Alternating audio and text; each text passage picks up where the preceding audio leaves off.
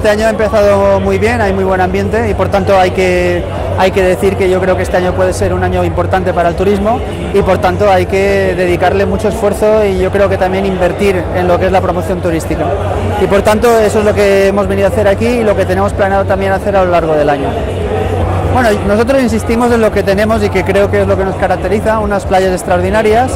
y también un paisaje pues muy agradable, muy bonito para el turista, porque es un paisaje trabajado por el agricultor, del que se extrae un producto muy interesante como es el moscatell de Teulada y que ayuda a que haya esa combinación entre tierra y mar tan atractivo y tan bueno como tenemos en Teulada Moraira. A ello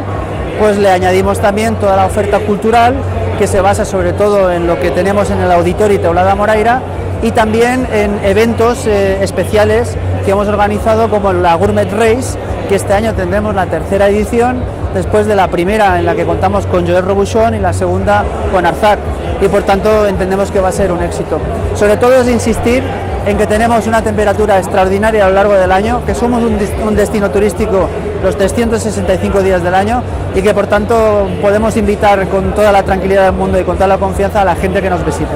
El año pasado ya fue un año bueno en cuanto a la ocupación y este año tenemos esperanza porque así nos viene informado de varias fuentes de que todavía sea mejor el 2014. Desde luego desde el Ayuntamiento vamos a trabajar para que así sea y también desde el Patronato de Fomento y Turismo vamos a esforzarnos al máximo para que nuestra oferta llegue a través de la promoción a todos los rincones de España y del mundo.